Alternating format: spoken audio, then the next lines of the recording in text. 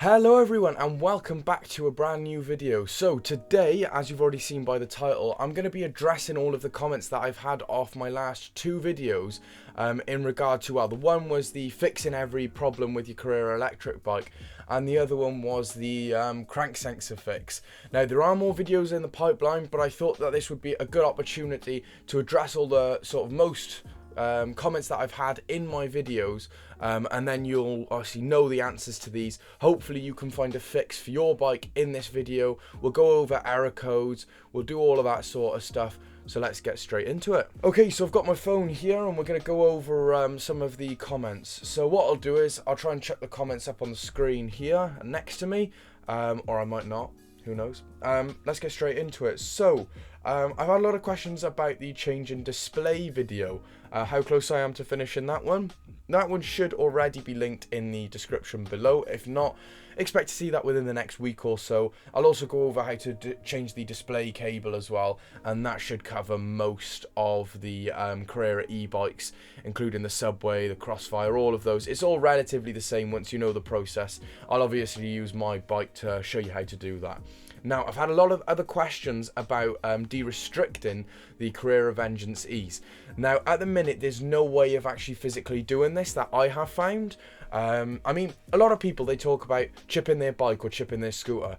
Now, what they usually mean by this is obviously making the speed go faster. However, they're not actually putting a chip into it, as the sort of phrase would suggest. Now, what most people are actually doing is plugging in a software into the bike, and actually changing the software to make the software sort of control the bike and go faster. Now, for the Suntour E systems, which are on most of the Carrera electric e-bikes around that 1,000 to 1,500 price point, the Vengeance E, the Subway, those ones have got no diagnostic plug-in. Now, the Carrera Impels do, and on those ones you can make them a little bit more torquey, but on the Carrera Vengeance E, and those ones you can't. Anything with a Suntour system, as shown by those manuals that I've given to you. Now, the only other option then would be to get an ECU that would be programmed to already be faster in the factory. They've probably got tools to program and download software in the factories. It's just not here in the UK. However, those ECUs aren't available. Now, I have seen a few comments of people playing around with the sensors, but they are sealed units, so I haven't seen anyone that was successful doing that. And the only other one that I found is, someone was saying that they were going to mess around with the motor RPM sensor. Now, I haven't found out if that's been successful or not, but if I do find out that that works at making the speed faster, I'll make a video on how to do it here on this channel. So subscribe and like this video if it's been useful to you so far. Right, let's get straight into the next comment. Hi mate, any idea on how to reset the mileage on the main screen on the Vengeance 2.0? Now, you can reset the mileage on the Vengeance 2.0 on the main screen by holding down the mode button, and then it'll come up with a clear, and just press it twice. I'll put a little video there showing you how to do this so that you know. Nice and easy to do. Now, on the odometer, which I'll again on the side there, on the odometer, you can't actually change that. That is just like in your car, tied to the bike itself, tied to the ECU. Unless you were to replace the brain of the bike, the electrical control unit, you wouldn't be able to get rid of that mileage odometer. Right, let's have a look at the next comment. Hi, I have a Carrera 2021 Vengeance. Was wondering if you could help me with my battery as it loses charge. Last time I did 13 miles with 50% battery and had a break of about 45 minutes, and then turned it back on. It had 30% left and ran at about 20 miles, no battery for the last 6 miles. Any ideas? Thanks. I mean, with this sort of thing, it's difficult to say, because it could be a combination of things. There could be a parasitic draw on the bike somewhere, could be a faulty ECU or connection. The battery might have a dead cell in it. That could be what's causing it. The best thing to do is likely to take it into helpers if you are still under your warranty period. And what they'll end up doing is they'll end up voltage testing it for you. And if the voltage test comes out bad, then they'll probably communicate with their internal teams to find a solution for you if it is still within the warranty period. If it's without, you could do a voltage test yourself by just putting the negative in the negative, positive in the positive terminal on the bottom of the battery, and that should read somewhere between 36 and 42. If it reads anything under this, you can safely assume there might be a dropped cell, might be a NAF battery, and you might need to replace it. Other than that, I can't really offer much more guidance without seeing the bike in person. My Carrera Crossfire cuts out when it rains, more downpour than a light shower, and takes days to kick in sometimes. Any advice? Days, if not weeks, to kick in sometimes. Any advice? So with this one, it's an interesting one. I would imagine that some sort of safety system in the bike has detected that there's water somewhere and is cutting the bike out intentionally to stop a short circuit or something sort of breaking in the bike. It might be something to do with one of the connections as well. However, it's likely going to be something is shorting or something like that. The water has got on some of the connections. Check all your connections are tight. Check there's no water around any of the connections. Make sure that you're drying all the connections off after using it. And worst comes to worst, you could also use some quick drying isopropyl alcohol would be the best, 99% stuff, that you could spray around the battery terminals. That will usually repel water away from the battery terminals and the battery and any other connections, and also clean it as well, which would be a good idea if you're riding in the rain anyway. Okay, so this is an interesting one. I've got a comment here. I have a that same vengeance, snap my crank sensor bracket, so just order a new one coming soon. But also, after that happened, my motor now just spins. You said, and now worried the motor is done for too.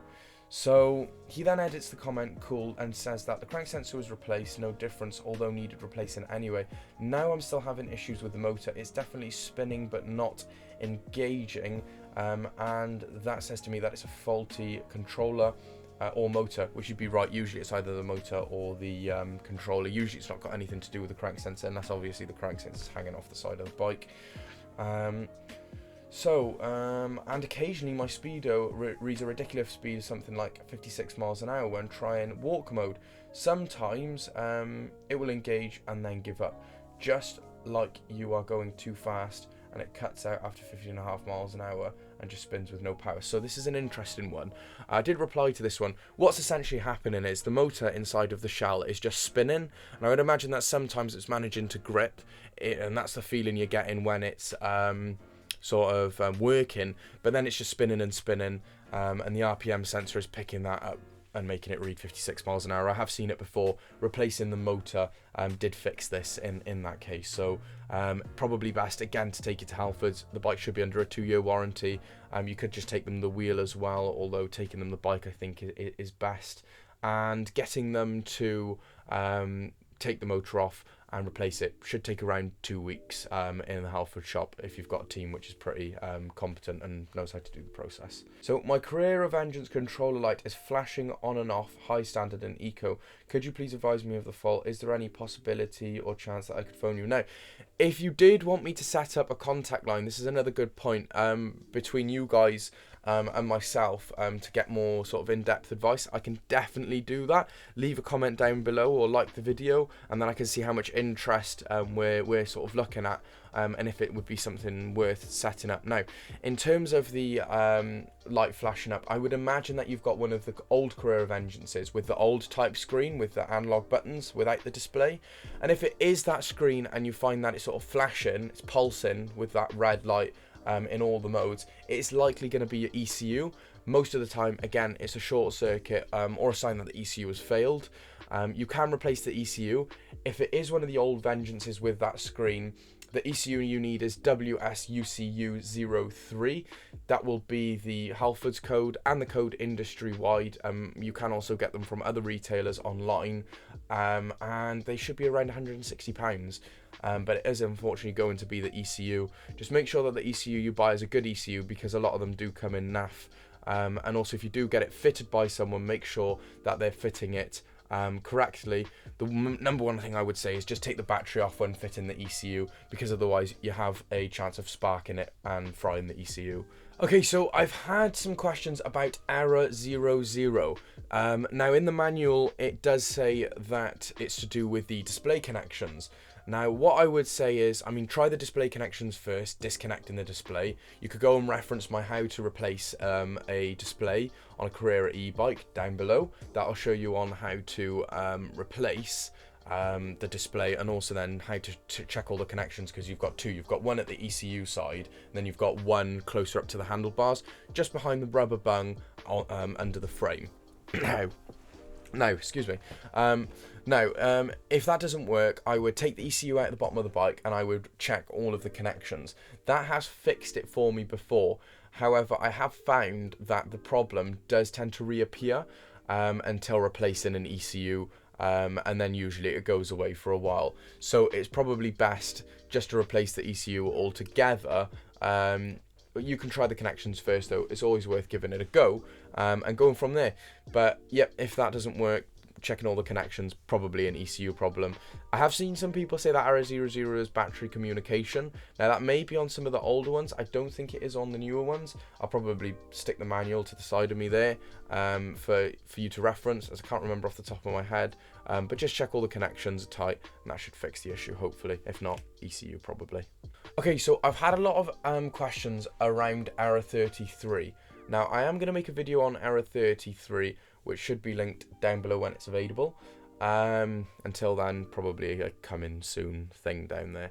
Now error 33 is a communication issue with the battery and the cradle/controller.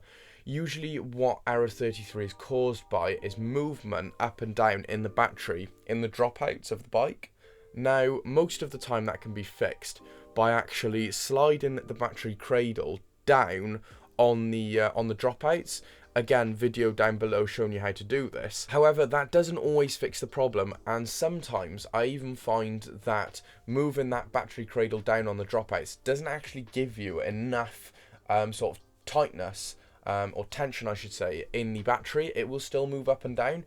Now, in the case that the battery still moves up and down, it's likely you've got one of the frames that have been manufactured incorrectly, because the battery cradle, the bottom one and the top one, are manufactured obviously to a certain specification, sort of apart, and there's actually mounts that are welded onto the frame for the cradle and the key barrel at the top to screw into.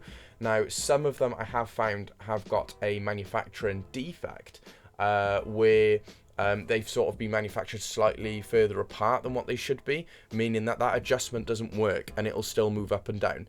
In this case, luckily your frame's not in the bin. All you have to do is actually take the cradle off and drill the dropouts to make some more space so it can slide further down. Again, I might include that in the error 33 video, and I might not, depending on if I get the chance to do so. But look out for that below. If you do have error 33, that should help video there to sort of down below to fix it. Error 42. So error 42 is to do with the motor. Error 41 also.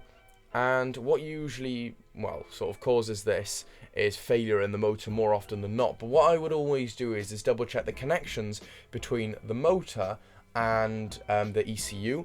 That connection will be on the bike disc side chainstay, which is leading up to the motor on the rear. You'll see the connection. It should be zip tied on there under a Suntour Hesk cover, which is just a piece of Velcro. You can take that off. Just check that, clean it, reconnect it, and also if that doesn't work on any of the 2.0 bikes, the motor cable to the ECU is actually disconnectable under the bike in the ECU compartment. It's not actually fixed like some of the older Vengeance Suntour systems, so you could just disconnect all of those and reconnect them.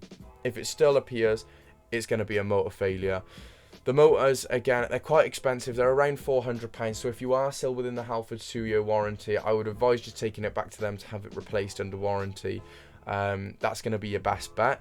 Otherwise, it's around about a £400 replacement unless you can find a second-hand motor on eBay. I think that's all of the comments that I've seen covered, all of the most asked questions anyway. If you do have any more questions, leave them in the comments below this video, as I'm more than happy to have a chat with you about the different issues and answering the different questions, as I'm only a small channel, so I can help on an individual basis still, which is super awesome. If you want to follow my journey and follow all of these different e-bike parts, e-scooter videos will be coming back soon, then subscribe to the channel, and if you found the video useful, just give it a like. Anyway, thanks all for watching, and I'll see you in the next one.